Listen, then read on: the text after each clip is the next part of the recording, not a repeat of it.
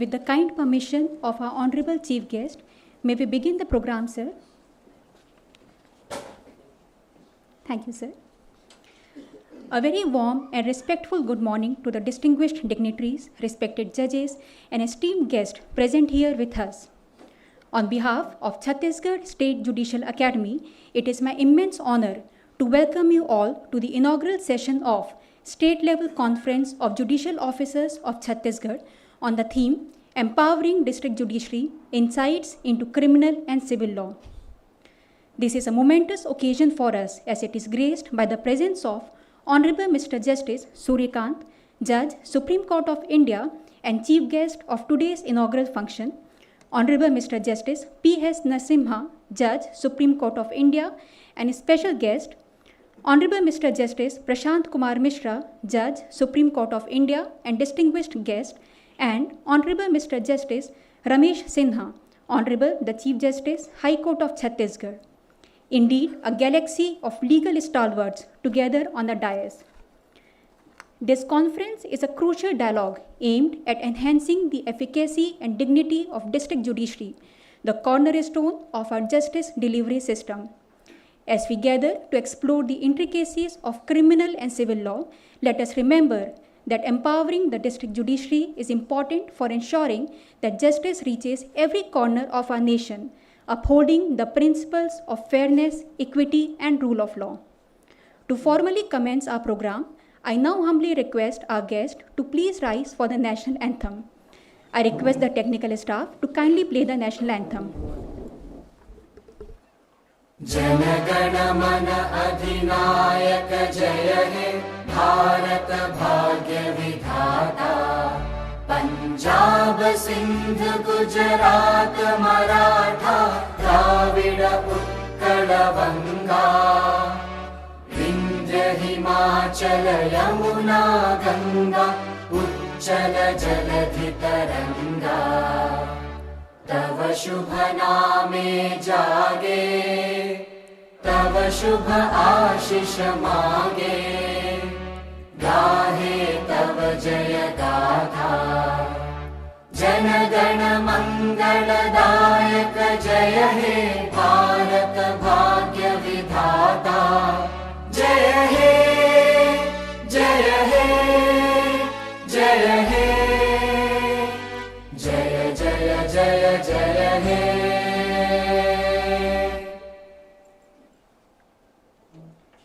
Thank you, everyone. दीप ज्योति पर ब्रह्मा दीप ज्योति जनार्दनः दीपो हर्तु मे पापम संध्या दीप नमस्तुते. We begin this auspicious occasion by invoking the divine presence.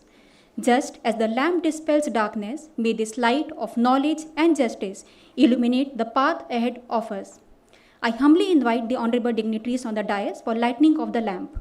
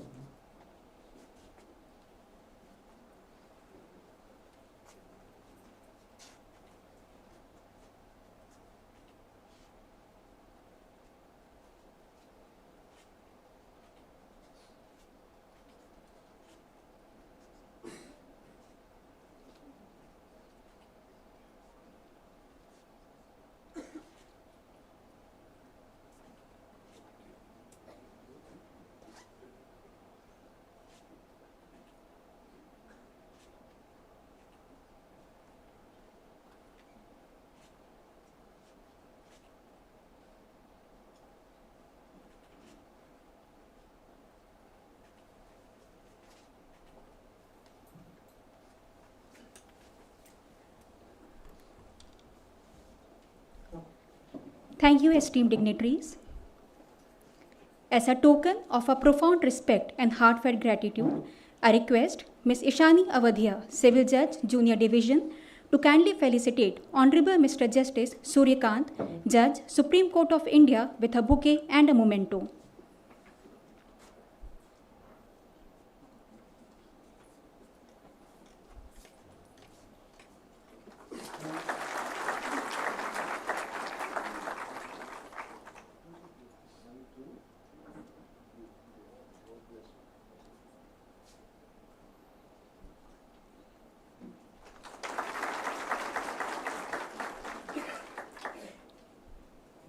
Thank you. I request Ms. Mansi Bhisht, Civil Judge, Junior Division, to kindly felicitate Honorable Mr. Justice P.S. Narasimha, Judge, Supreme Court of India, with a bouquet and a memento.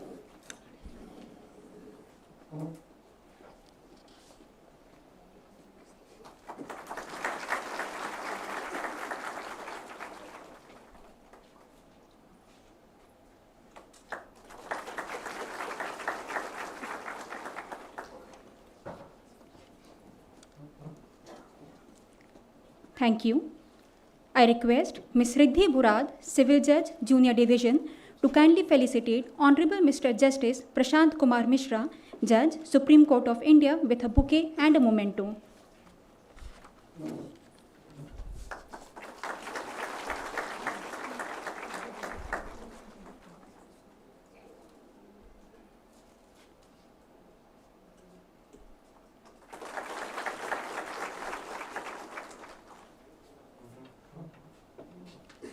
Thank you. I request Ms. Sarvika Chaturvedi, Civil Judge, Junior Division, to kindly felicitate Honorable Mr. Justice Ramesh Sinha, Honorable the Chief Justice, High Court of Chhattisgarh, with a bouquet and a memento.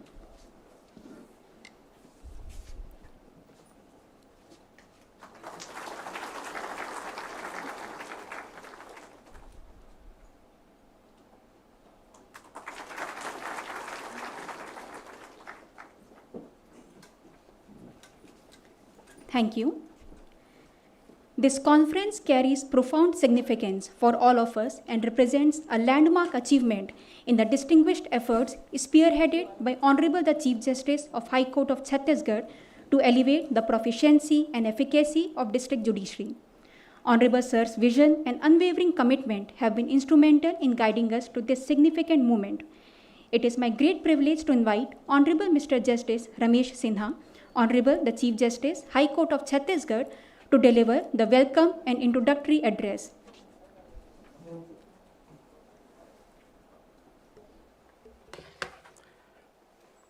A very good morning to all of you. Honorable Mr. Justice Surya, Honorable Mr. Justice P.S. Narasimha, and Honorable Mr. Justice Prashant Kumar Mishra, Judges, Supreme Court of India, sitting on the dais.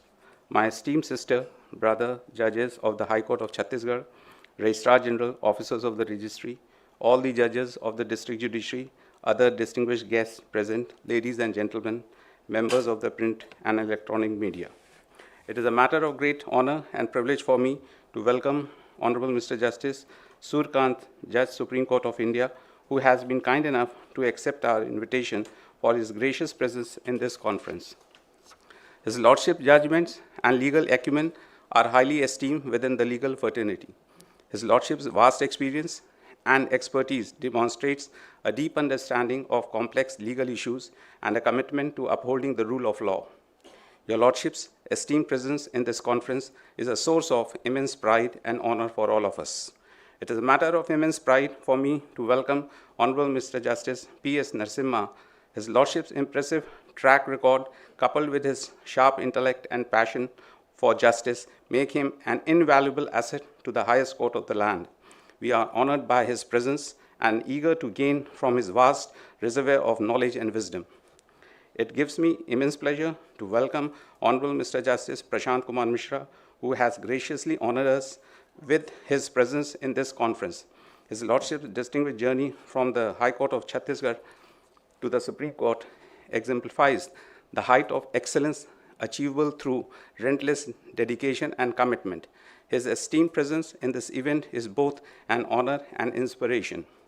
I extend a warm welcome to my distinguished sister and brother judges whose support and cooperation have been instrumental in making this event possible. I also extend my hearty welcome to the officers of the Registry and the State Judicial Academy, principal district judges, and all judicial officers, esteemed guests, ladies and gentlemen, and the persons from the print and electronic media. Today, we have assembled here on this gracious occasion of the state-level conference of judicial officers of Chhattisgarh on the topic Empowering District Judiciary, Insights into Criminal and Civil Laws. This important event symbolizes our shared commitment to enriching and enforcing the core of our justice system, the district judiciary. Our objective through this conference is to foster a robust platform for the exchange of knowledge, experiences, and best practices among the judges and judicial officers. By discussing recent developments and challenges in civil and criminal laws, we aim to unlock opportunities to empower the judiciary with the requisite resources and wisdom needed to dispense justice impartially and effectively. I am confident that this synergy of minds will pave the way for innovative solutions and strategies to enhance the effectiveness and accessibility of our district judiciary. Let us commit ourselves to principles of justice and work collectively to empower the district judiciary in upholding the rule of law and maintaining social order. In the forthcoming sessions, we will engage deeply with the subjects at hand, sharing insights and posing critical questions. This will be a unique opportunity to network, learn, and envisage pathways to refine our judicial skills. I am aware that all of you are eagerly waiting to hear their lordships sitting on the dais, and therefore it will not be right for me to stand between you and their lordships any longer. It is time for me to stop here so that we all are benefit with the enriched thoughts and values their lordships on this occasion. Once again, I extend my heartfelt gratitude to the honorable judges of the Supreme Court of India, my esteemed sister and brother judges, and to one and all for gracing this event with their presence. Thank you. Yeah.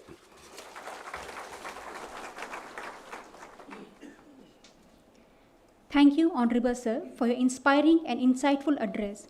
Your words have set a profound tone for today's discussion, reaffirming our collective resolve to strengthen the foundations of justice at the district level. I now have the distinct honor of inviting Honorable Mr. Justice Prashant Kumar Mishra, Judge, Supreme Court of India, for his kind address. Honorable Lordship's vast experience and deep understanding of law will indeed enrich our deliberations and offer invaluable perspectives on empowering the district judiciary. Honorable Sir, I kindly request you to grace the gathering with your kind address.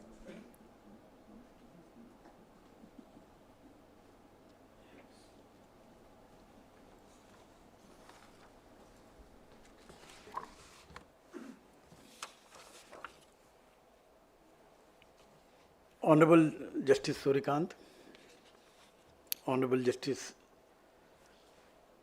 Narasimha, though the full name is written over in the screen,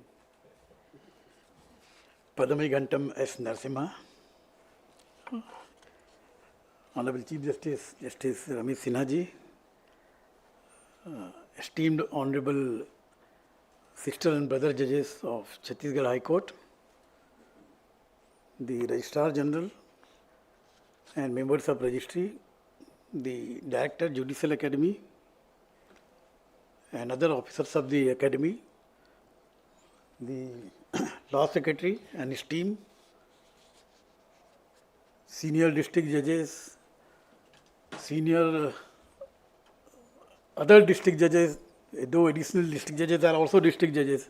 In fact, in some states, additional district judges are always addressed as district judges. And the district judge, as is known here, is principal district judge. Here also. But ordinarily we call them additional district judges. So we should develop this habit of calling them also as district judges.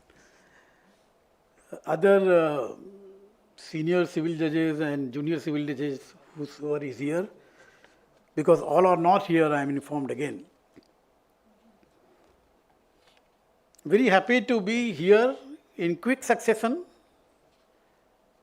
and thank you, Honorable Justice Ramesh Sinha ji, for remembering me once again.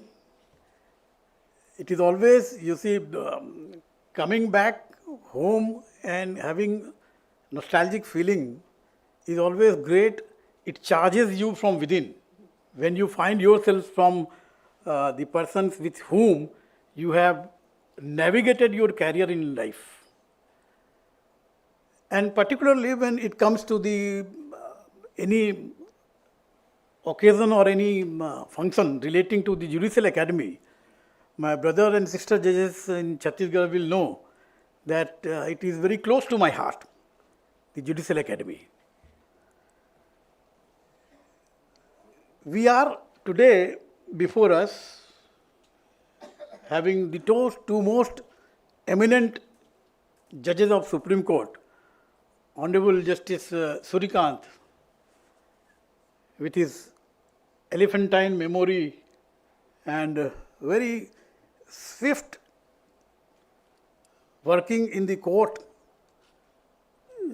About his eminence, I will only tell you that he was appointed the Advocate General of the state of Haryana at the age of 37 years. And the journey began from there and it is unstoppable. Justice Narasimha, as we know him, very polite, humble, unassuming, but he was the Additional Solicitor General of India at one point of time. And anybody, any judge, any lawyer in the Supreme Court who knows him will always say, oh, Narasimha, he's great. We'll hear in the coming half an hour both the erudite speakers, and Chhattisgarh is fortunate, the judicial officers and learned, our honorable judges are fortunate that we have two most eminent speakers and judges of our time before us.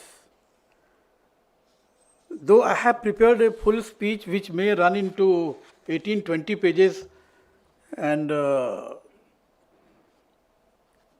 it may be oft-quoted, oft-repeated things, because the role of our judiciary, the insight into criminal and civil law, that is the pillar of the whole judicial system, the civil and criminal law. And with the introduction and advent of these three new laws, the insight into criminal and civil law has become all the more important. Though in every academic classes or functions, this topic is covered, but the present is the time when we need an insight into these two laws once more. Because when a new law is introduced, though there may be only some provisions which introduce some new principles, but the provisions would be analyzed, interpreted, applied in due course by higher courts, maybe High Court and Supreme Court, in due course of time. It will take some time. But the foundation for a new approach, a new interpretation into these laws will be laid by the district court. The High Court and Supreme Court will develop these laws basing on the interpretation put forth by the magistrates or the district judges. I would request all of you to minutely read these laws and be innovative in application. It is not that you have to apply the settled principles. There may be gray areas where the law is not settled. And particularly when new provisions have been introduced, you have to interpret in your own way so that one day when this particular aspect of the new law is interpreted by the Supreme Court and you find that, oh, 5 years back, this was my interpretation when I decided one case. And that will be the moment of your satisfaction in life in your judicial career. There are various programs, various topics which will be covered in the technical session. I wish the Honorable Chief Justice and other judges a very successful conference of judicial officers which happens once in a year, and this year's quota is complete. Honorable Chief Justice was saying that next year we will have again Judicial Officers Conference. And my best wishes to all the judicial officers. Thank you so much.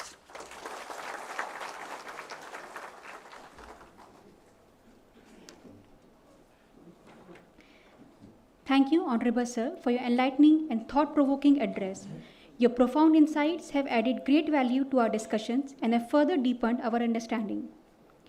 It is with immense respect and admiration that I invite Honorable Mr. Justice P.S. Narasimha, Judge, Supreme Court of India, a renowned jurist and a towering figure in the legal fraternity.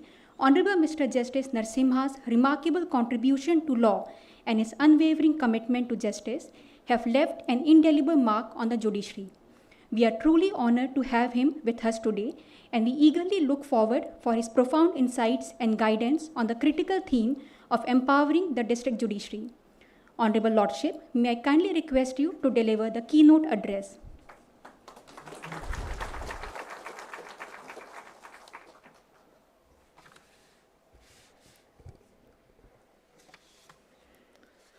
Not merely by appellage, but my truly my elder brother, Justice Surya ji, my brother Prashant Kumar Mishra, who I knew from the time he had taken over as the Chief Justice of Andhra, Honorable the Chief Justice Ramesh Sinha, judges of the High Court, judges of the District Judiciary, the new incumbents which we have met yesterday, the Director of the Judicial Academy, Registrar General, other members.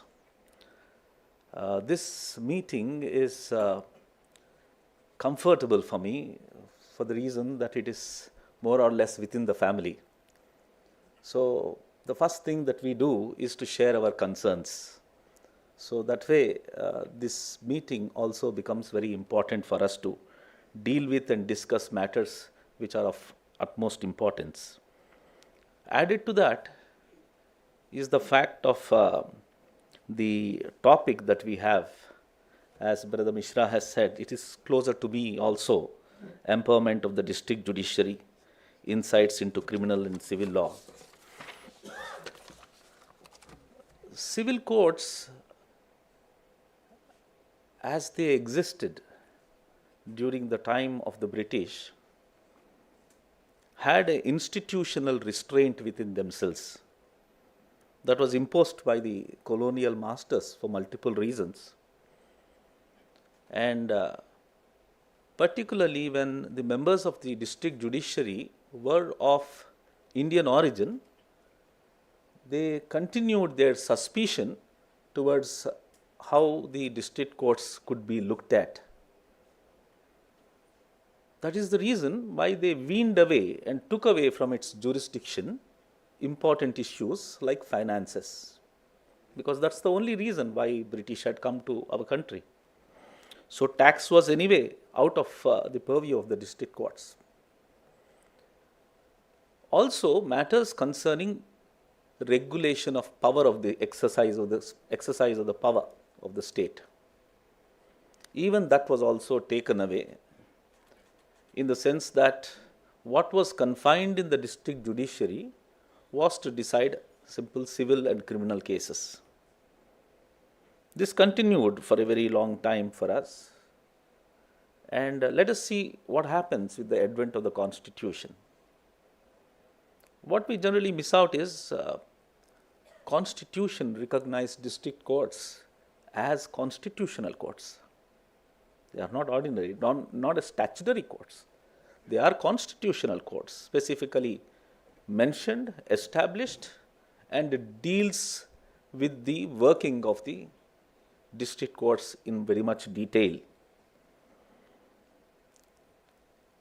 We continued the earlier system of weaning away the public finance is concerned, and from the very beginning we had the income tax statute which dealt with finances as it is. So far as the issue relating to review of executive actions are concerned, I will deal with it a little more detail as we come.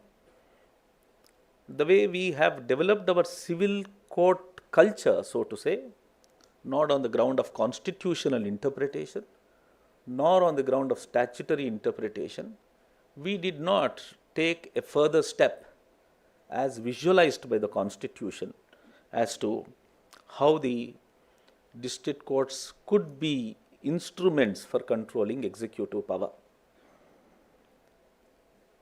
We have given superintendence of the district high courts to the High Court.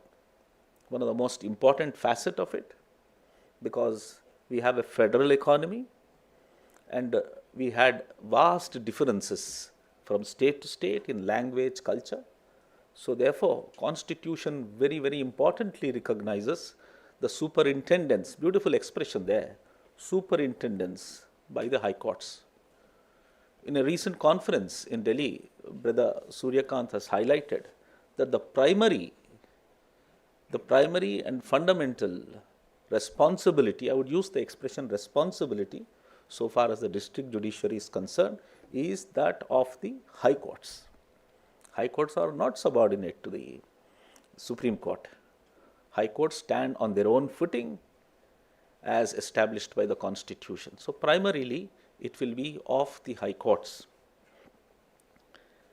And it is in this constitutional background and historical background that we get to know where do we stand, where does our district judiciary stand. The importance seemed to have weaned away step by step, as we thought, with the introduction of specialized laws. At the earliest, we had the Zamindari Abolition Act, and then the Tenancy Acts, Land Reforms Acts, and these constituted specialized tribunals. Then came in the concept of doing away with the jurisdiction of the civil court. That which started long back, where civil courts are not to exercise jurisdiction with respect to matters which are entrusted to specialized tribunals. We had Evacuee Properties Act, and thereafter with the industrialization also, it was conceived that there must be expediency. It was conceived that there must be specialization. It was conceived that there must be quick and early disposal with specialized judicial officers. So these tribunals got constituted. Jurisdiction of the tribunal of the civil courts was reduced step by step, brick by brick. And what remains today seems to be fundamentally what we know as the civil jurisdiction, which determines the disputes between private individuals on the one hand, and of course the standard criminal law jurisprudence. Is it any less? Is the question. And what remains after that? I want to highlight that, though I have written. In fact, it's interesting to note that Austin had suggested the imagination of a robust judiciary was revolutionary in India, particularly in the early years of Republic, because it placed immense responsibility on local courts. The reason? Courts that are geographically close to the people.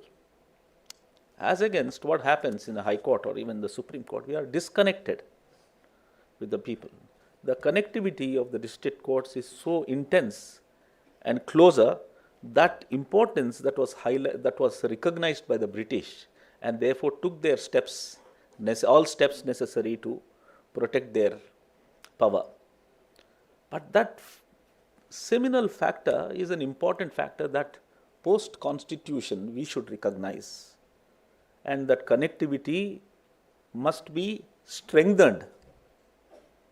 It gets strengthened by multiple reasons, that the courts must, in the geographical area, recognize the customs of the people. It recognizes the language of the people. It recognizes the dialect of the people. I was interacting yesterday with some of the judicial officers, how they would handle the difference in the dialect. It's so nice to see that you have a connect with the party who comes before you. Call them forward and then ask a couple of questions. That's where the connectivity comes. And what we talk about, the dignity as a fundamental feature of the Constitution, comes in through this inclusiveness. When you recognize the presence of an individual before you and give him a space and ask them to interact with you on an equal footing. That is what the Constitution talks about. That is where the most important role that district judiciary performs comes in. The district courts were envisaged as guardians of personal liberty, both in the civil domain, where property rights, contracts, and family disputes are adjudicated, and in the criminal domain, where questions of liberty and incarceration are decided. The district judiciary provides the primary interface between the litigant and the justice system. District courts are therefore the most accessible and most widely used recourse of litigation. The district judiciary stands as the first guardian of personal liberty. This is not a light responsibility. It is the weight of upholding the constitutional right and legal guarantees of everyday life, be it personal right to life and liberty, the right to property, the contractual obligations. District judges hold their hands, the fate of these rights. The efficiency and integrity of the district judiciary determine not just the quality of justice, but the quality of the democracy as well.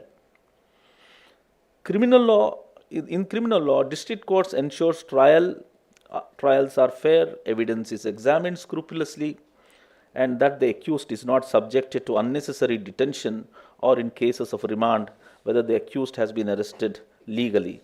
In civil cases, they balance the interests of individuals, families, and businesses, ensure that the disputes are resolved justly and efficiently. Thus, district courts play a pivotal role in maintaining public faith in justice system, standing as a symbol of hope for justice. It is in this background that we need to now reflect on the topic that we have decided for today, being the empowerment. This is a very popularly used. The times decide strangely which terms become very popular.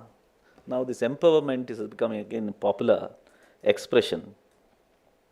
It is in this background that we should focus more on the district judiciary and its functioning. It is essential to strengthen the justice accessibility of the district judiciary. There are two facets that we can deal with when we speak about empowerment. Empowerment of oneself as a judge and empowering a judge.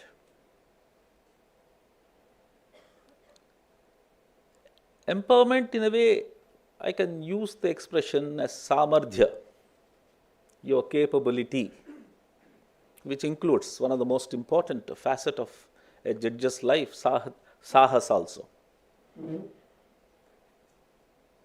The internal ability to deliver justice with courage and conviction requires also the ability to equip oneself to deliver. And equipping oneself is jnana, that's all knowledge. You understand and appreciate the statute, you get to know how to interpret it.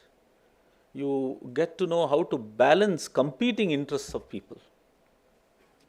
For that, you need to have accessibility to the necessary pedagogy, the textbooks, the statutes, the precedents on the point. I don't need to highlight because these aspects you anyway know very well what it requires for a judge to be a judge, so to say. The modern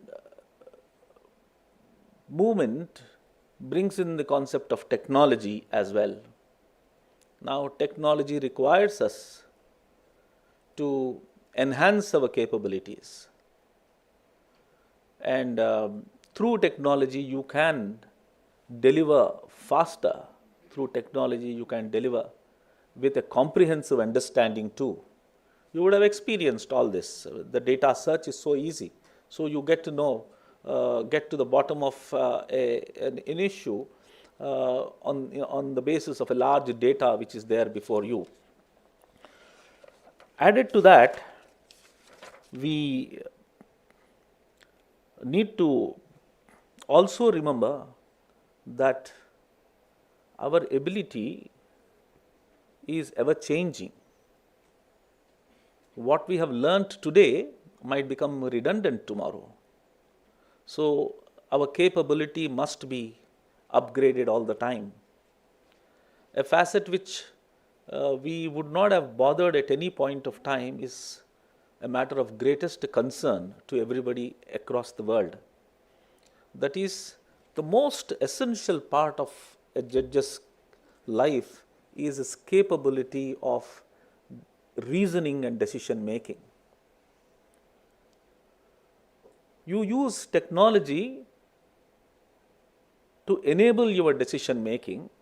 So the fear of the world now is we are moving into a next generation where the decision making can also be delegated. You all understand what I am talking about the AI concept of it. The fear that is expressed, we don't need to get into too much of this technology aspect of it. The fear, from that fear, I can highlight the importance of the principle.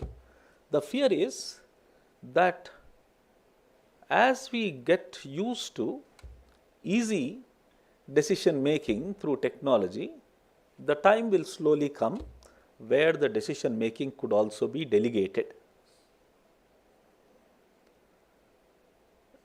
They give large number of examples as to just a test of a blood profile and the temperature of the body could easily determine which are the medicines that could be taken. Every aspect of medicine, they say, is now doable through AI technology. But then the fundamental difference which comes to so far as judicial decision making is that the delegation of that power leads to collapse of the system. So the safeguard that we are talking about today, everybody speaks about it. We had a huge conference in Delhi about AI. They say do anything, use it as an aid, but it is human tendency to become dependent on technology. So it's very easy. You feed in the facts, you might say that okay, this decision is good enough. It will give you an excellent decision. But over a period of time when decision becomes easier for the technology to make and you are satisfied with your conscience, then that will lead to a habit. Humans have the tendency to make things habits. So it becomes a habit, and over a period of time we might even lose the capability to take proper good decisions. From here we go back. The reason for me to tell you is, the reason is to go back to highlight the importance of decision making. There are myriad issues on the basis of which decisions could be taken by us. We know, we see the face of it. Many a times we draw our conclusions. These are unwritten things. If I may digress a little bit, we take our decision through, as is defined under the Evidence Act, sorry Chief, I am taking over, on the basis of our sense organs, and over a period of time we can even involve intuition into that. So safeguard the decision making, and so far as the issue relating to support to judicial officers are concerned, it should come in multiple ways. Those were also discussed in the previous conference that we had. They relate to multiple things like infrastructure.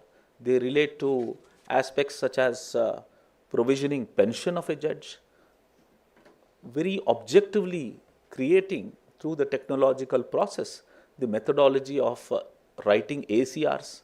These are aspects which give us support, which provide us strong footage to stand and then deliver justice. That is the support which is necessary, and by providing such support, we are empowering the judiciary. Finally, I will conclude by saying that as was highlighted by our constitutional fathers, when we moved away from the British regime to the regime as we thought we will give to our people, was a very important aspect. We never thought that executive action should be away from judicial's scrutiny. I am saying district judicial scrutiny. We have the powers under the Specific Relief Act, where injunctions can be granted against the exercise of power by the executive. If there is a program like Food Distribution Act or any other statute, goods and services are to be distributed, and there is a collector who does not, or the district administration doesn't give you those reliefs, we don't need to every time run to the High Court for filing writ petitions. We must, over a period of time, develop that culture of empowering the district judiciary, where they can grant injunctions specifically provided under the Specific Relief Act, where there is an obligation, quote unquote obligation of an authority. That obligation can be enforced through injunctions. It is not necessary for us to go. In fact, Constitution goes to the extent of saying, Article 32, Subarticle 3, which everybody misses out, it says that through a statute, the Parliament can empower any court for exercising the powers of writ under Article 32. Just look at the vision of our constitutional fathers, which say that we can empower a district court to exercise writ jurisdiction. Of course, that should come by a statutory mechanism. The agenda, therefore, is that are we ready today as district judges to take that position tomorrow, where access to justice is immediate and at the doorstep, where you could go to the court, district court, and ask for a writ of mandamus, prohibition, or whatever it is, and the district court is capable of granting. We need to equip ourselves, we need to equip the institutions. I thank the Honorable Chief Justice and others for giving me this opportunity. Thank you very much.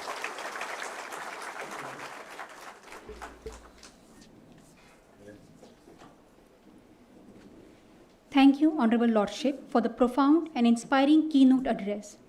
Your words have not only illuminated the path forward, but have also instilled in us a renewed sense of purpose and responsibility in strengthening our judicial system at the grassroots level. It is a matter of great privilege to invite Honorable Mr. Justice Surya Kant, Judge, Supreme Court of India. A stalwart in the field of law, Honorable Lordship is known for his erudition and deep commitment to justice, whose contributions to legal fraternity are exemplary. Thank you very much for the compliments. An eminent jurist and my younger brother, Justice P.S. Narasimha, the son of the soil, my younger brother, Justice Prashant Kumar Mishra, both honorable judges from Supreme Court of India, Justice Ramesh Sinha, Honorable Chief Justice of the High Court of Chhattisgarh, our distinguished sister and honorable brother judges of the Chhattisgarh High Court, Registrar General, other officers of the High Court, Director, Additional Director, members of the faculty and other officers of the Chhattisgarh State Judicial Academy, the bright future of the nation and especially the state of Chhattisgarh, which I can see among the vibrant members of the district judiciary who are present here, members of the legal fraternity, very good morning and thank you very much for inviting me here. The 2 days conference or one day conference, but on a very, very important subject, a very critical issue, a challenge before our district judiciary, which I must congratulate the Chief Justice and his team for organizing this event. The role of the district judiciary is primarily identified with civil and criminal litigation at the threshold level. You are the first place of interaction with the consumer of justice. people do come most of the time with legitimate and justified expectations, but sometimes they do come with unfair, unethical, not an honest, and chance litigation also. The orientation of the judicial officers, therefore, becomes extremely important for any state judiciary to imbibe them with that kind of talent that on the very first appearance of a matter before you, you are able to have a kind of a tentative opinion that how do you need to proceed in this matter. When you decide, and eventually when a matter has been filed before you, you are required to take it to a logical conclusion. There are two tools in your hands. If it's a civil litigation, you will go by the civil procedure. If it's a criminal litigation, you will go by the criminal procedure. And that's why they say the procedure law is the handmaid of justice. On a question of a substantive law, you will experience some difficulties even if you have an opinion about it. Because substantive law in a way is normally binding on us, all of us, including us sitting in the highest court of the land, unless on a principle of law we deviate and eventually lay down a new principle. On a substantive law, sometimes with the bundle of facts before you, you can always distinguish and you can say this provision or this issue does not arise for your consideration. But if at all it comes, then we have no choice but to follow the substantive law. But the question which every day we are facing and the firefighting which goes on before the district judiciary is how to deal with the procedural technicalities. And these procedural technicalities do emerge out of both the procedures. You have an accused before you. If there are more than one accused in a trial, one accused gets the bail, he will try to delay the trial. Therefore, one application he will move, then another application he will move, and you have no choice but to issue a notice, hear the prosecutor, then pass an order. That order is then challenged before the High Court, and many a times or sometimes at least, it does happen, the High Court will issue a notice and grant the stay. The entire trial is stuck. There are accused before you who are in custody. You feel so bad when they are produced because one of them is enjoying bail and he has successfully stalled the trial also. So these are the challenges being created by the unscrupulous litigant before you, and you have to meet with those challenges. In civil suits also it does happen. You grant an injunction. The plaintiff will move an application, order 6 rule 17, then 711 will come from the one side, then he will create a friendly match, some other pro forma respondent, defendant will file an application, then he himself will file an application to summon so and so witness. The witness is ghost, the address of the witness is incomplete. How to summon, where to produce? The witness is served, then it does not come, what you do? These are the all practical challenges before you every day you face. And then, as my brother has very eloquently explained, you have a constitutional administrator on you, the High Court. In terms of the powers the High Court enjoyed upon under Article 227, in whether it's administrative and judicial, both component in 227, then you have a power of 235, and then of course the power of 233 also. All these powers are vested and the High Courts are, because this is a constitutional not only power, it's a corresponding obligation also. Therefore the High Courts will write a letter to you. What's your performance? How much disposal you have given? What happened to this civil suit of so and so year? What happened to this injunction matter? Why the further proceedings have not taken place? Why your ROPs, Jimny orders are showing that the suit is time and again urgent? And you are answerable. You are accountable. So you are accountable to how many people?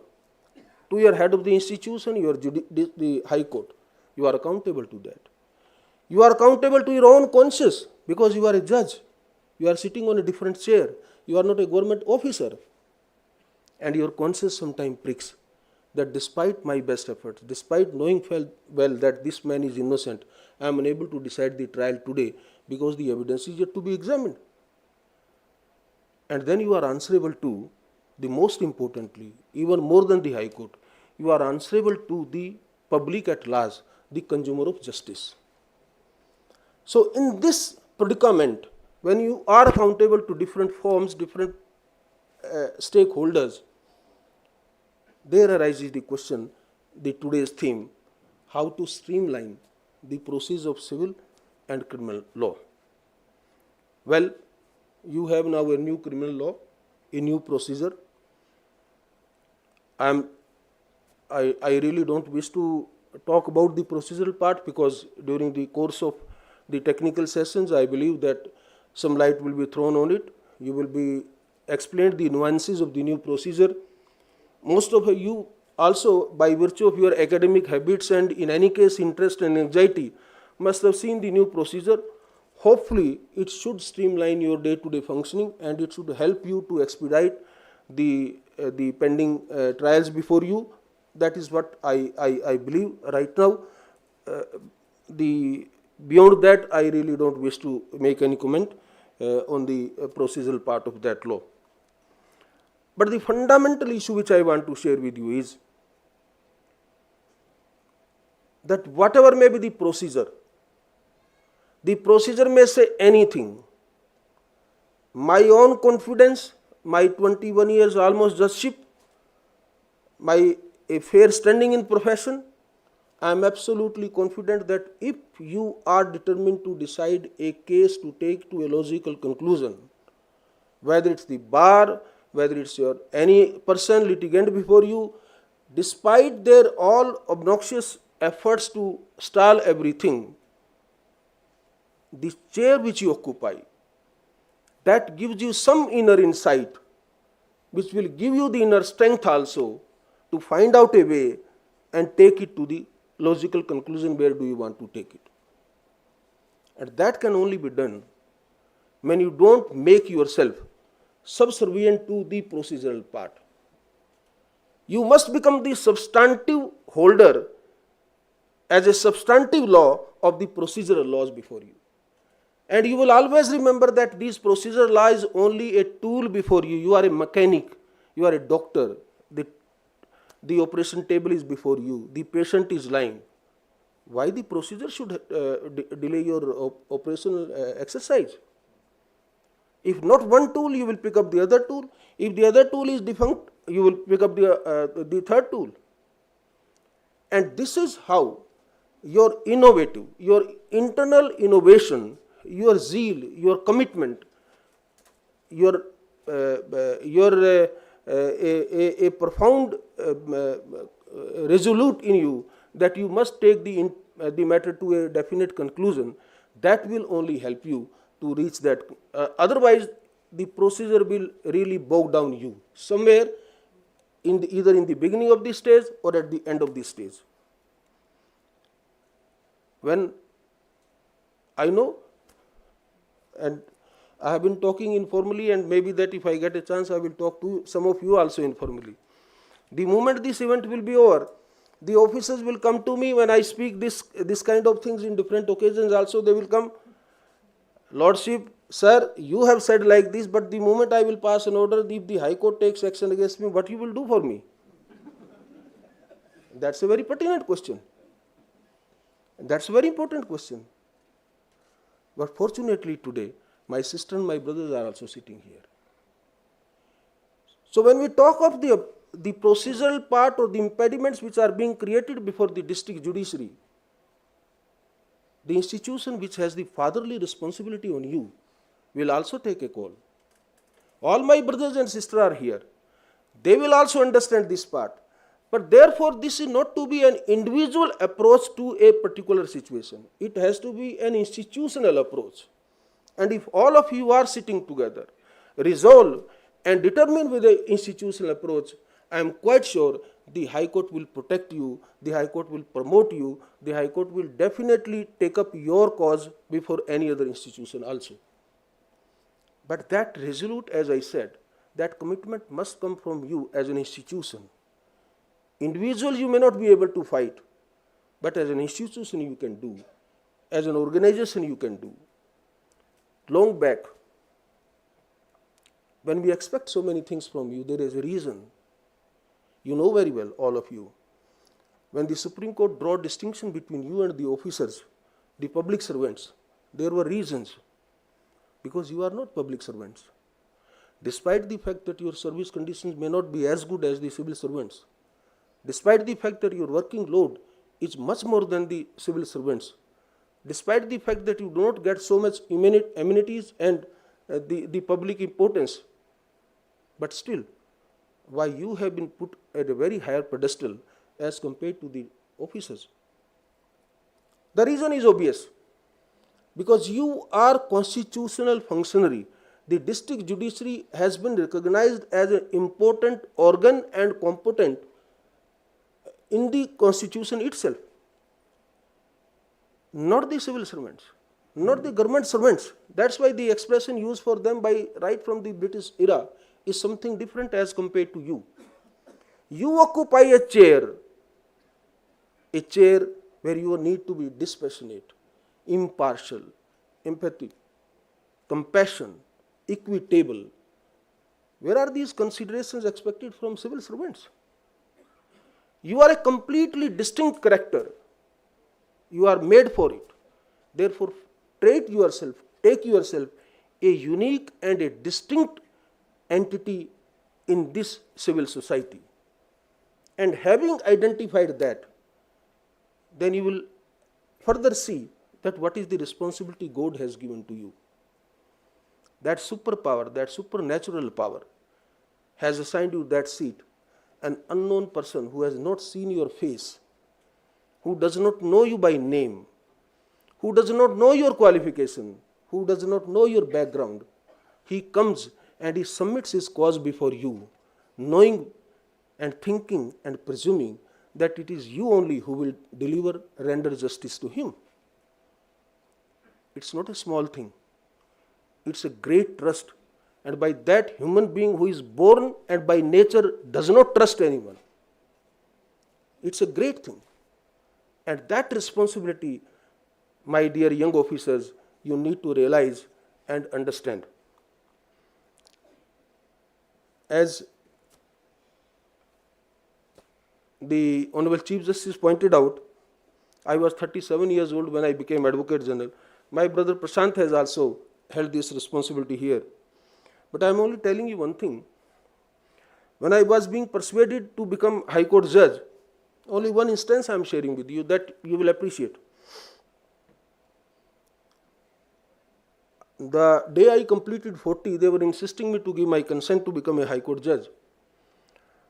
I was anyway, that's a different issue. Eventually, I went to one of the senior most judges and I went to his chamber and said, the Chief Justice is insisting for it, what should I do?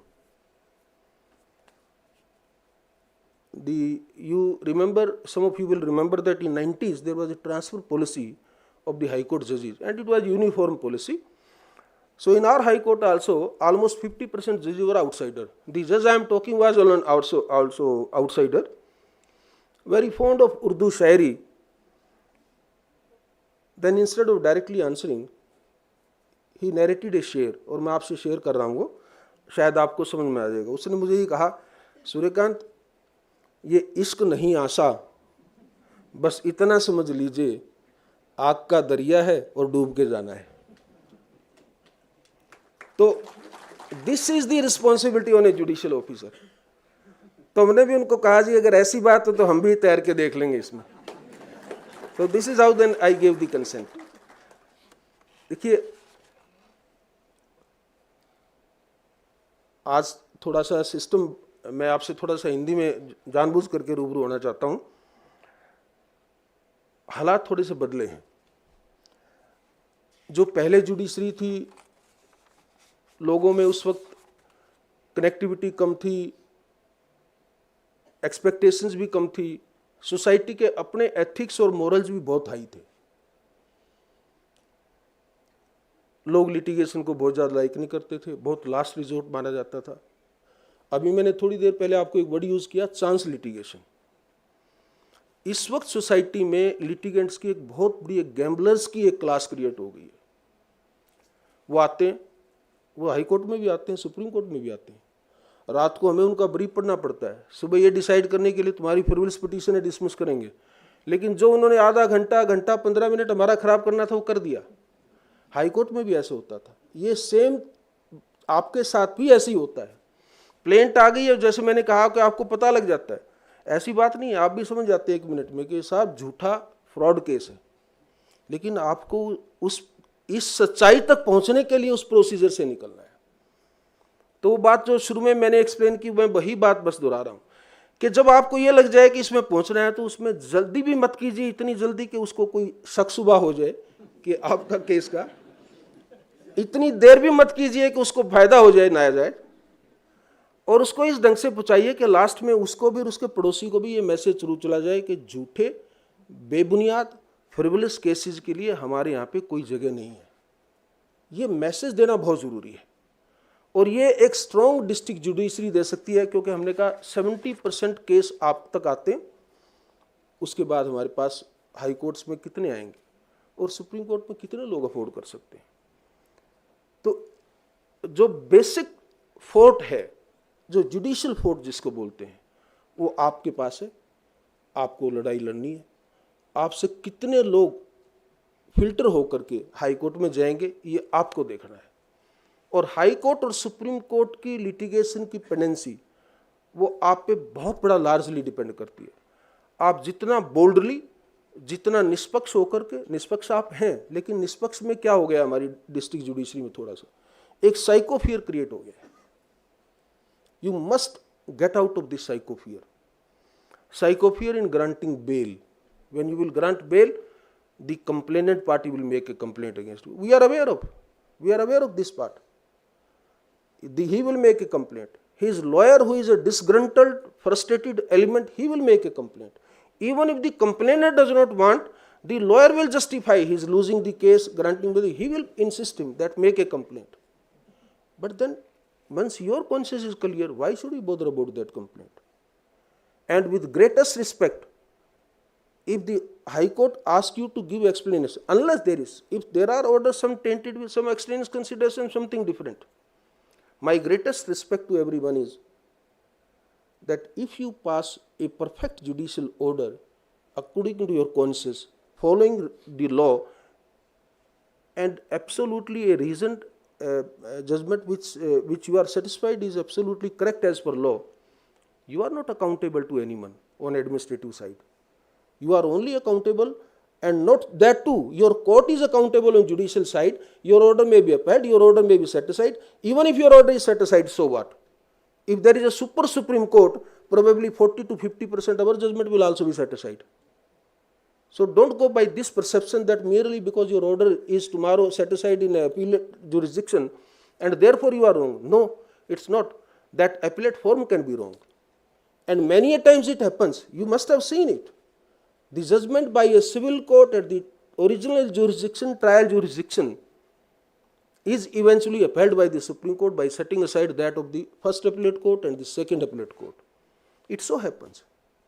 So please do not go by this psycho fear in mind that if you will grant bail, something will happen. Similarly, if you will grant an injunction, as if the heaven will fall. No. Why? If a litigant really deserves it, why he should be forced to go to the district judge, or why he should be forced to go to even high court for injunction purposes? If you are satisfied that all 3, 4 ingredients, whatever is required is satisfied. So be brave enough, be bold enough, be at least true to yourself, because as judge, once you are satisfied that the order requires, do not hesitate in passing that order. Otherwise, what is the impression, you know? एक मुजरिम की बात बताता हूँ, वो क्या बोलता है, मेरे खिलाफ अदालत भी थी, जमाना भी, मेरे खिलाफ अदालत भी थी, जमाना भी, मुझे तो जुर्म बताना भी था और छुपाना भी. And that is the theme of every trial. वो बताते वक्त भी डरता है, वो छुपाते वक्त भी डरता है. Find out the truth. Send him to the right destination. If he deserves jail, send him to jail. If he deserves home, please send him home with a smile on his face, not tears on his face. If you are able to wipe out the tears of any person in the day, that is the great satisfaction as judicial officers you will enjoy. I am quite sure procedural niceties will be explained to you during the course of day, but the emboldened approach, the personality, the attitude which we expect from our district judiciary, I hope I have been able to convey some message to you which you will carry and will not disappoint us. Thank you very much for giving this opportunity. God bless you.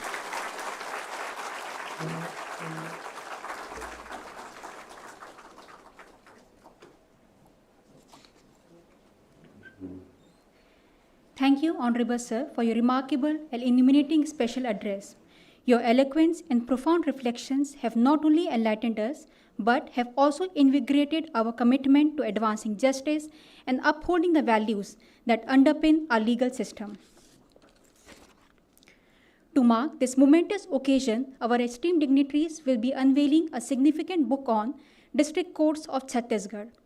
The inauguration of the book marks a significant milestone in documenting the literature written by esteemed judges, offering valuable insights into the judiciary's role and experiences. This comprehensive work highlights the pivotal role district court plays in ensuring justice at the grassroots level, reflecting their contributions to judicial system of Chhattisgarh. I request respected dignitaries on the dais to kindly unveil the book District Courts of Chhattisgarh.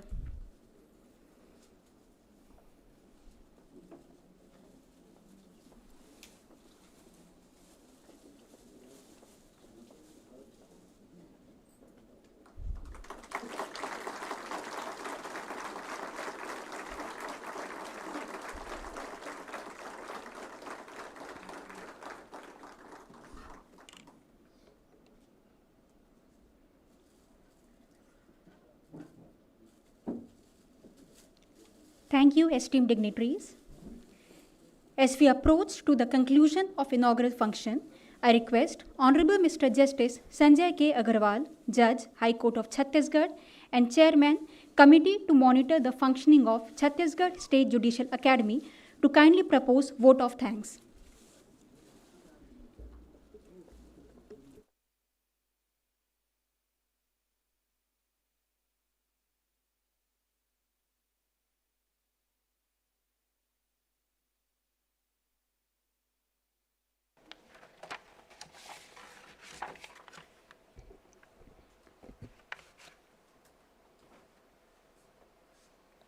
Honorable Mr. Justice Surya, Judge Supreme Court of India and Chief Guest of today's inaugural function.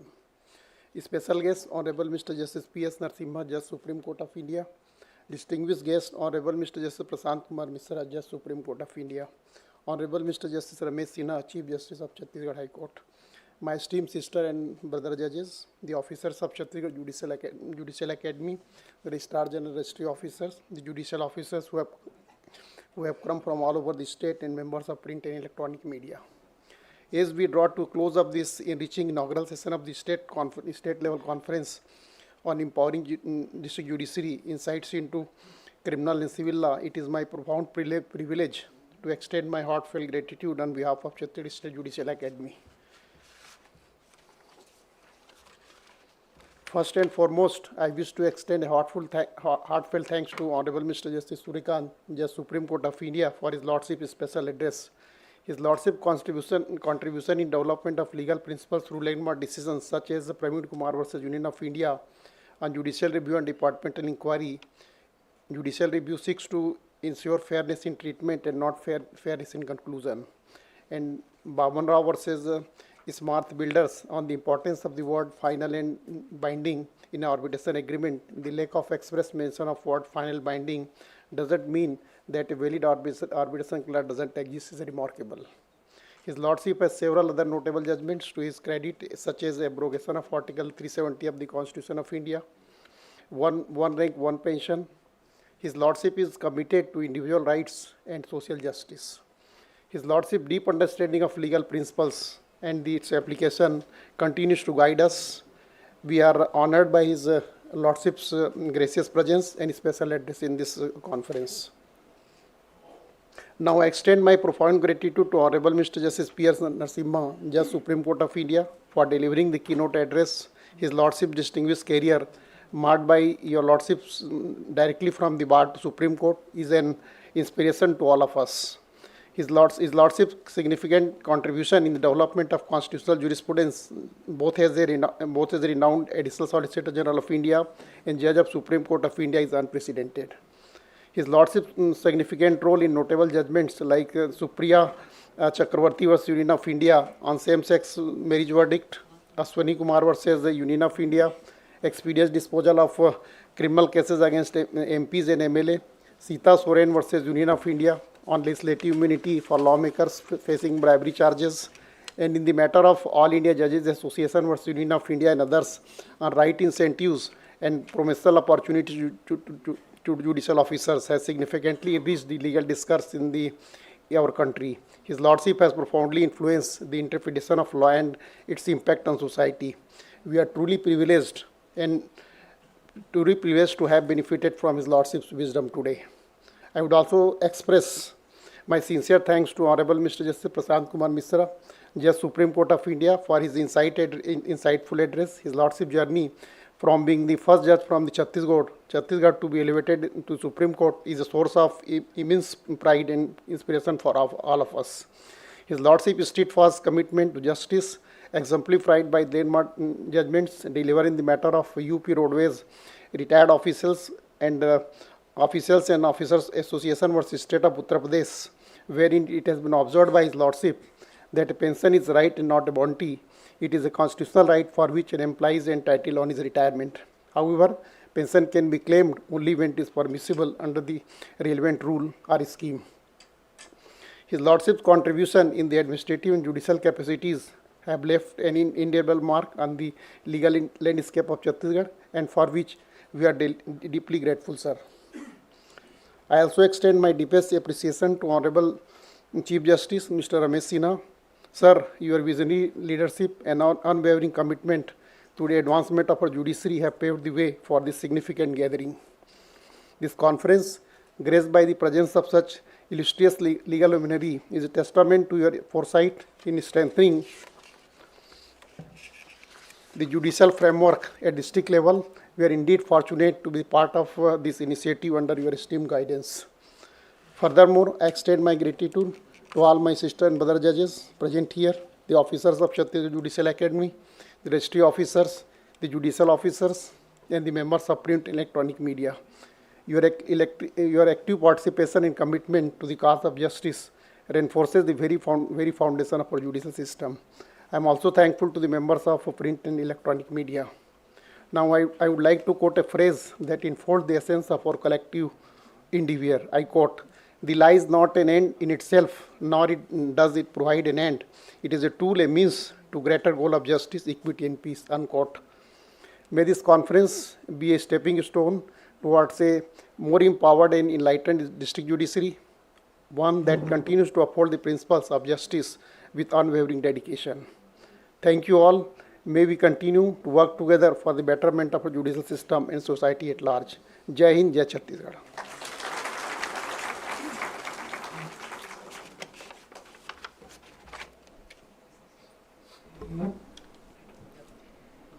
Thank you, Honorable Sir. As we draw this inaugural function to a close, let us reflect on the depth and significance of the discussions we have begun today. The theme, Empowering District Judiciary, Insights into Criminal and Civil Law, is not merely a topic, but a call to action, reminding us of the pivotal role the district judiciary plays in delivering justice to the very heart of our society.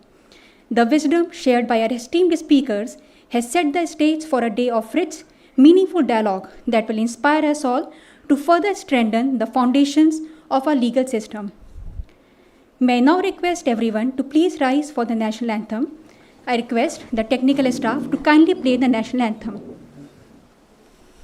जनगण मन अधिनायक जय हे भारत भाग्य विधाता पंजाब सिंध गुजरात मराठा द्राविड उत्कल बंगा विंध्य हिमाचल यमुना गंगा उच्चल जलधि तरंगा तव शुभ नामे जागे तव शुभ आशीष मांगे गाहे तव जय गाथा जन गण मंगलदायक जय हे भारत भाग्य विधाता जय हे जय हे जय हे जय जय जय जय हे.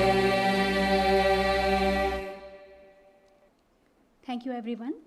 May I now have the permission of Honorable the Chief Guest to conclude the inaugural session? Thank you, sir. I request the Honorable Guest and esteemed judicial officers to join for networking session over tea and snacks at Buland Darwaza.